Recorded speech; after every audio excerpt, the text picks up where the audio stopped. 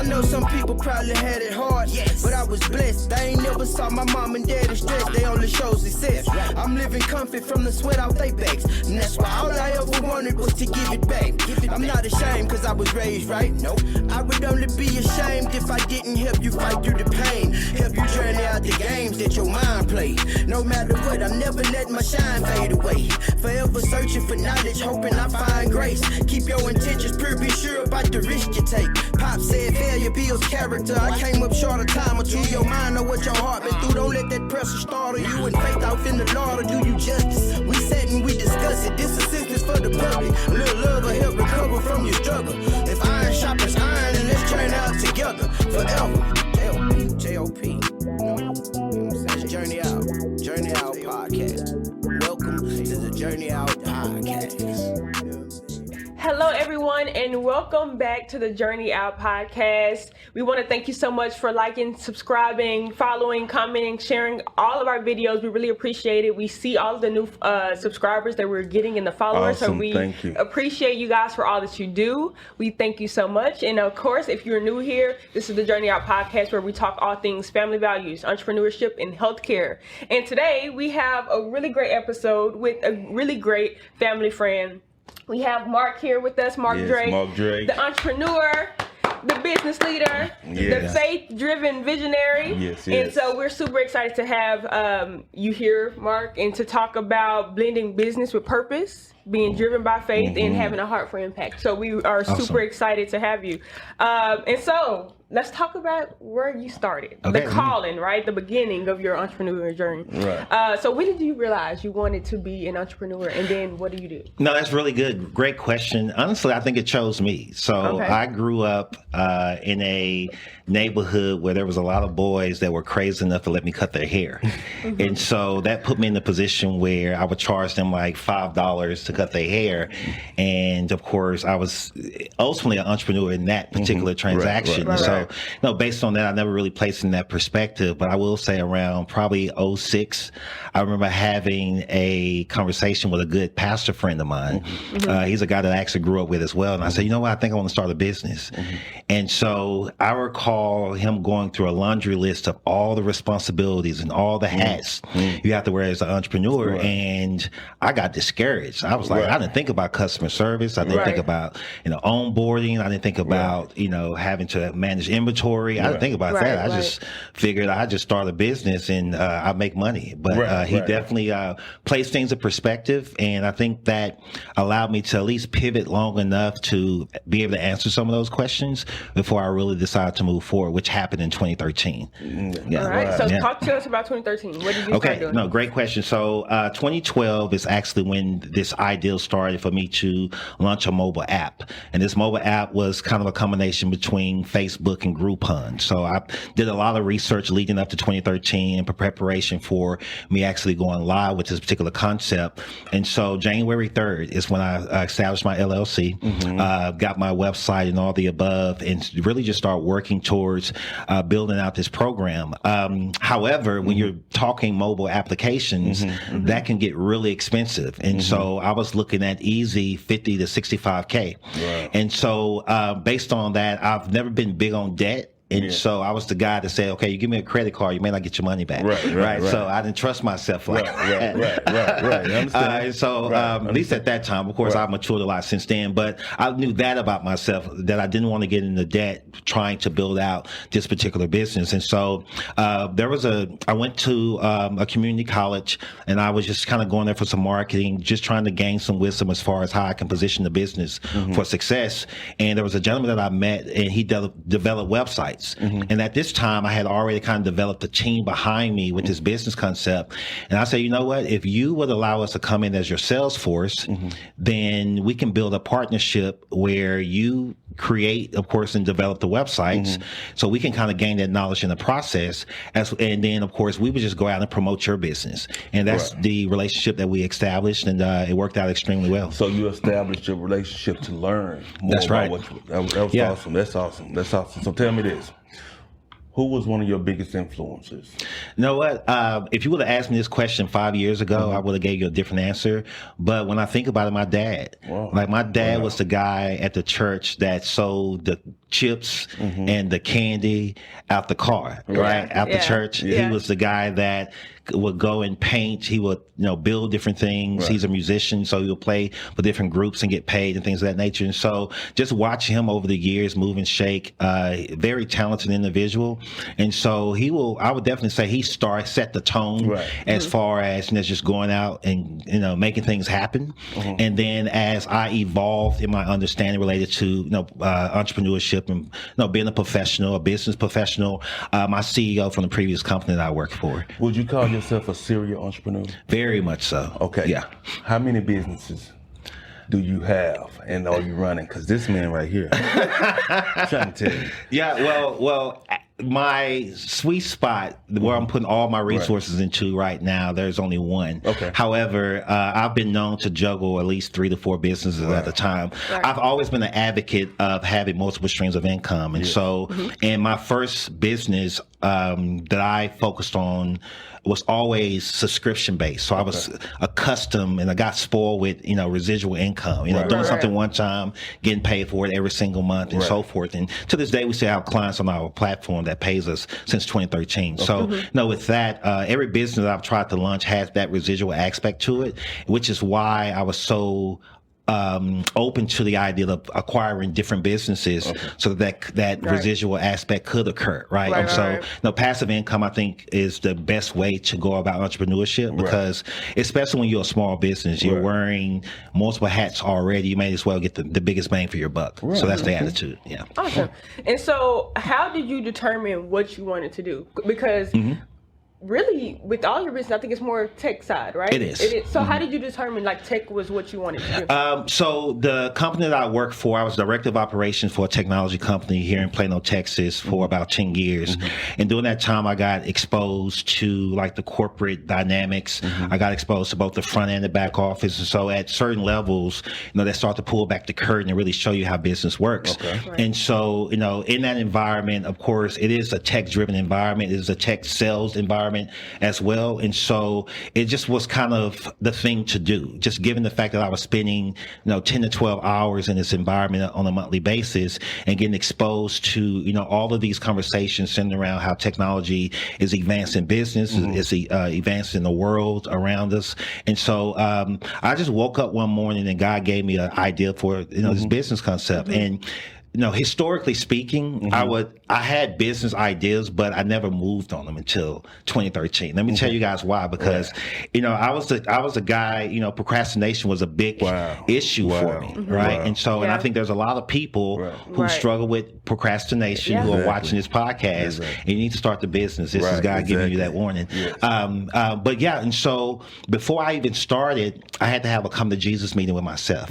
So here's what I told myself. I said that, historically speaking, you will start something, but then you will stop. And you can't do this because this is really a God thing. I felt in my heart it was. And so I said, versus trying to expedite success, I'm going to take it one step at a time. I'm not going to take a plane, train, a bus. I'm just going to wake up every single day and put one foot in front of the next. And eventually I'll make it to my destination. Okay. And so my ideal of success is much different now than what it was then, and which I look forward to sharing with you guys. But definitely that was a kind of a moment for me where I realized that technology was going to be it, and there was a need for me to really count up the cost as far as what I was going to have to do in order to stay in the game. Let me sidebar right quick, because you said something powerful that a lot of entrepreneurs deal with, or trying to start a business, or people that have dreams and goals, but procrastination, right? Yeah, for sure. How disciplined do you have to be to do that? Put the one foot in front, to put the one foot forward. forward, and even when it don't go your way, you still putting that one. So how disciplined do you have to be? Yeah, I think discipline is a byproduct of a made up mind, right? And so it boils down to just understanding your triggers. Like if you reflect on what has hindered you in the past, then you can create a mental hack against that to put yourself in a position to overcome those barriers when they come, right? And so for me, again, it was, hey, I have an issue with procrastination. Let's step back some and create a calculated approach to how I can overcome that, whether it's is no longer an issue. Right. And so so for me, it was removing the burden of having to have it all today to being able to say, just give me a piece of the pie. Right. So instead of saying, okay, I know where I want to be in a year, I'm finna tackle everything tomorrow. Right. No, you said, okay, you probably, all right, let's see what I'm gonna be at in a week. Yeah. What's the small goal? There you go. Great. And I can attest to that, because that's kind of how my brain works. Like, especially when you're a visionary. This man right here is a visionary, and so I'm coming up under him. He's giving me the full 100-year plan. There you go. And I'm thinking like, okay, I gotta go do this. I gotta do this. I'm gonna put this down there. And I'm like, hold up, stop. Okay, hold on. So yes, being calculated about it, breaking it down into incremental pieces. Like by month 3, this is what we should expect to see. By month 6, and so that really has been pivotal. But you're building with purpose. Right. Absolutely. You're building with purpose. So you're growing a business with that kingdom mindset. Right. So what has been your approach to building your businesses? Yeah. So the number one approach is, of course, for me, it starts in phases. And so I tell the team this, like, I handle everything in phases so I can avoid feeling overwhelmed amongst other things. But, building business really centers around my heart for people. And so when I first started my business, I came up with a concept, and I got to give God, glory for it, but it's partnership before profit. And so that mindset has yielded me the type of relationships at levels in which, really blows my mind to this day. But it also allows me to govern in a way where I ensure that I'm not scheming or looking for ways to get over people, amongst other things, right? And so for me, it's really important that my organizations are seen as a contributor by way of partnership and alignment. I want to be seen as a team member, right, within your business, so that you can know that we're working towards this goal together. So even in partnership, right? Partnership don't necessarily mean off the top significant revenue. Yeah. Partnership and that mindset is also mean that, hey, you know what? I'm willing to take a back seat. I'm willing to say, hey, let me build this foundation. Yeah. Right. That's awesome, bro. Right. That's awesome, bro. And I think that's just a powerful foundation, because when you put people first, everything else will kind of just follow. There you go. I agree. So I think that's what sells the business. The people sell the business. So when you have relationship, when you have like that servant mindset, it's just gonna come back tenfold, because they're like, hey, I appreciate how Mark treated me during this whole process, And so that speaks volumes. Now, what is the most difficult and rewarding thing about an entrepreneur? About your experience. So I think the most difficult is being able to stay agile and evolve as your category of business evolves. And so we started out in website development, and that was at a time where, of course, websites were a big part of business as far as what they needed, but it wasn't as accessible as it is today. Meaning, you can go, any platform is offering a website now. In all due respects. But and so we had to then pivot towards diversifying beyond that. And so we went to social media management, and then went to social media marketing, which consists of like paid ads and so forth. And so just being able to evolve as the needs evolve of our clients, I think what has been the most rewarding, but at the same time the most challenging, because it keeps you on your toes. Because if you're not able to provide the service that they're looking for, guess what? They're going to go somewhere else. And so when we are, at least I'm in this digital world, in this digital space, it's been important for us to, of course, stay on top of what's happening now, and being able to provide that as a solution to our clients in a way that is practical to them, and of course digestible at the same time, because some technology evolves to the point where I barely understand it. It's like, okay, wait a minute, let me figure this out, right? And so, and then being able to take that information that you gather, and then of course package it in a way that can be delivered to your prospects or your clients. And so for us, it will continue to be the most rewarding and challenging thing, which is staying on top of what's evolving, what's next, and so forth. Right. But I think at the same time, it adds a lot of value to not only our clients and prospects, but of course just people that we care about, that we want to see them successful. Right. So we're quick to share information and say, hey, you can do this and you can do that, and it all stems from things that we were able to learn, so we can service, of course, the people who are trusting us with, of course, that category of business. Right, right. And I do have like a personal question, because this is like super personal for us too. But how has your heart posture and spiritual foundation shaped your business decisions? Oh, that's a great question. So here's, anyone around me in business will know this, which is I have this 3-tier approach, and that's number one, you have to keep your heart right. Yes. It's like without that, then you have nothing. Okay, because there's so many things that may pull you out of the true character of God, because you want your business to be shaped by Him. So keeping your heart right and in alignment with Him is number one, because there's a lot of things that may press you outside of that space. The second thing is you have to get up every day and give God something to work with. Yes. You don't have to have all the answers. But you got to get up and try. And I'm because you're not gonna have all. No, you're not. But you still have to get up and say, okay, God, I'm gonna give you the best of me today, whatever that looks like. Because again, when you come from a place of procrastination, you know what it's like to just sit on the couch or settle for comfort. The list goes on. So being able to get up every single day and say, you know what, I'm gonna inch forward just a little bit more, and I'm in hopes that you will honor that little bit, So that's the second. And then the thirdly is find somebody to serve. And I think that's where we miss it a lot of times, is that we are willing to keep things afloat by way of business and want to be braggadocious about what you're doing, but the question becomes, who are you serving in the process, right? And so for me, being able to partner with like nonprofits, ministries outside of even the church realm is a big part of me giving back. Even within my company now, we have a category, a whole plan set aside for nonprofits, and it's just our way of saying, hey, we see what you're doing in the community, we know you're trying to make a difference, use this check, right? And we will support you on it to help you, of course, go to that next level. And so that's very important to us. Okay, so I'm gonna share a quick story real quick before I ask this next question. I called Mark, and I was trying to start my business, and I was at a point to where I was like, hey, listen, Saturday I got to talk to this guy on Saturday, but me and you was gonna meet that Friday evening. And I was like, hey, I need some help. But if I don't talk to this guy, if this guy Saturday don't tell me what I need to know, I'm just going out putting out flyers. I went to Mark's house, and he started asking me questions about, hey, man, do you have an LLC? Do you have this? And I'm like, no, I don't. I don't have it. So this question I'm going to bring up to you.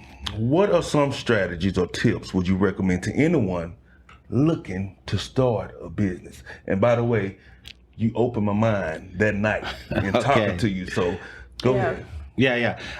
Strategies and tips to starting a business. Really, it really starts with establishing a clear understanding of why you want to do it. So what is the purpose behind you starting your business? Are you looking to make an impact offline? Are you looking to make an impact online? How does that look for you?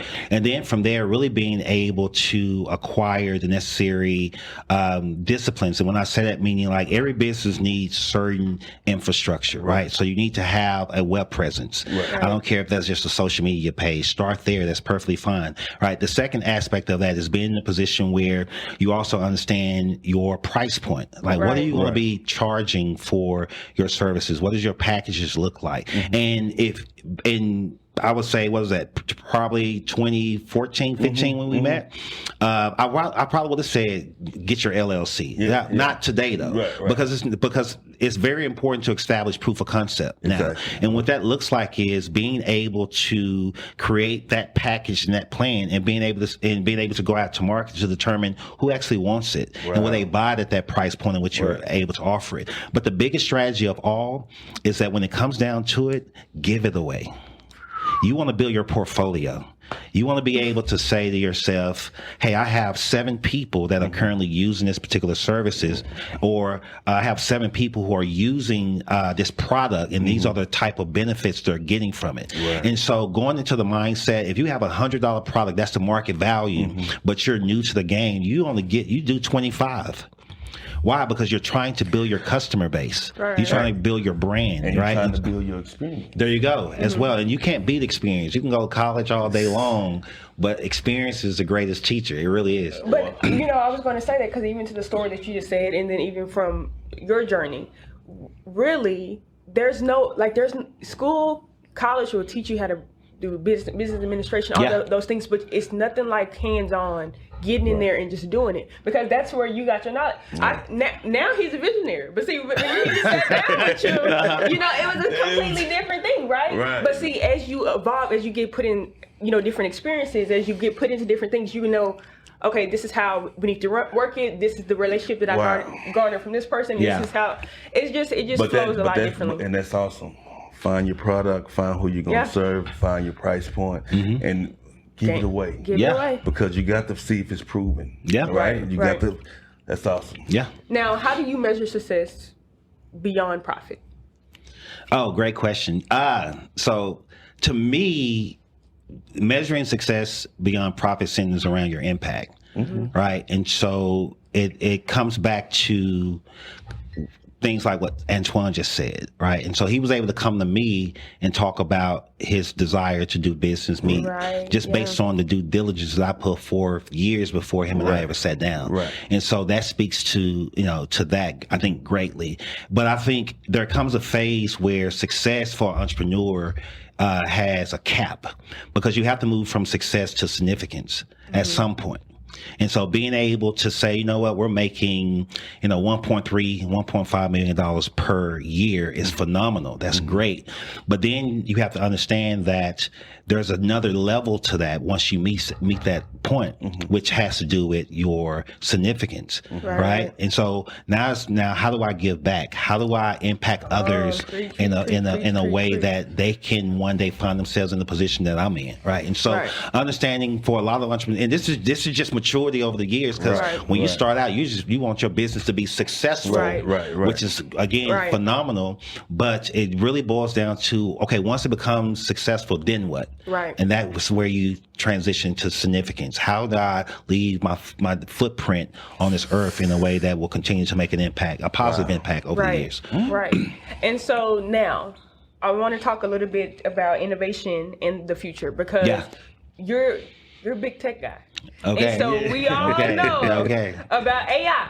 That part. Right. Okay, so tell us more about what your company is focusing on now.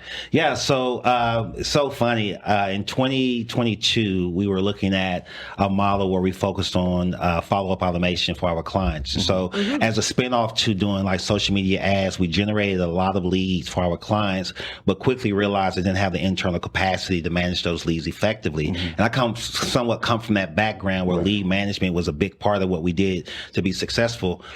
And so we coined the phrase follow-up as a service. That did extremely well. However, it can be expensive for the everyday entrepreneur. And so we, in 2022, launched a model called follow-up automation, where we created unique workflows that would allow business owners to just go out and connect. And people would scan a QR code, and then it would trigger a follow-up campaign, etc. And that's done extremely well for us. However, AI hit the fan also in 2023 timeframe, 2022, 2023.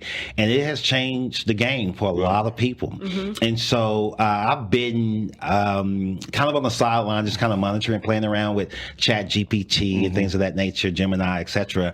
And last year, we just decided to make that leap. Right. And we put everything into AI because there's nothing bigger. I tell people, and this may be sensitive, my wife doesn't like me to say it, but I say right now there's nothing bigger than AI and Donald Trump. These are the two bigger topics that you cannot avoid that, right? And so, based on that, with AI, we invested and put all our resources to AI in 2024, and we transitioned into a business model where now we consult businesses on how to integrate AI into their operations. And then we also teach everyday users of AI how to monetize it. And so we've created a model where we're extremely excited and proud of. We actually launched February of this year, and we are in our third month at this particular time, but we're doing so well and we're making so much noise in this particular space. But ultimately, right now, AI is the key. And so if you're doing anything in business, you should know that you have to acquire that skill set to understand prompting, to understand the various tools tools that are out there for you to be able to utilize to really, move your business forward expeditiously. And so because of AI, you can do that. So, okay. So what impact do you see AI having on the business? You know what? For this very interview, I teed up an example for you guys I would love to share. Let's do it. Can I do that? Okay, cool. Please. Okay, so we offer as a solution AI voice. Okay, so AI voice is essentially a human type of experience with AI that interacts with the caller audibly, of course. And it answers questions, it facilitates appointments, the list goes on and on. So I teed this up for you guys, and Brianna, get ready. I hope one of your phones is going to respond to what I'm getting ready to do right now. Just keep it handy. Okay. But let's see how this goes.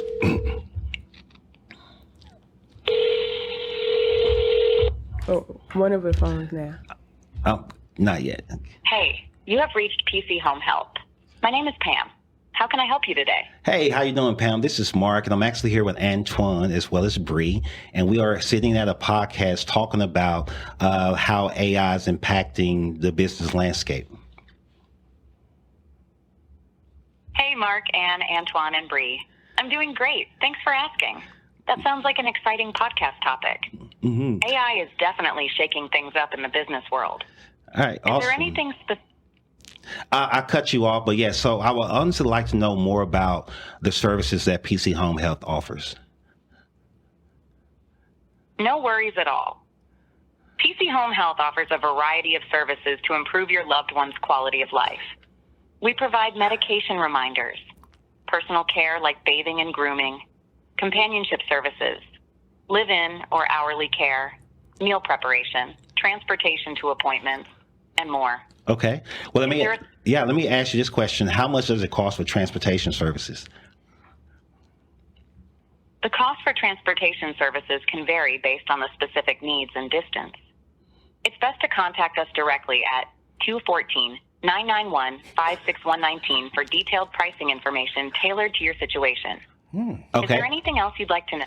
Yeah, if I were to apply, how can I go about applying? Please wait while I send over the information. I've got you covered. You can apply by visiting our website or contacting us directly for more details. If you need any help with the process, just let me know. Okay, great. And can you go ahead and, I want to speak with somebody. Can you transfer me to one of the team members? Please wait while I transfer you to one of our home health agents.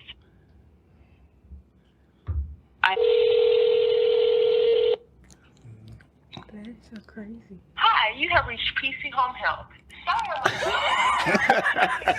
You got the phone. It's on airplane mode.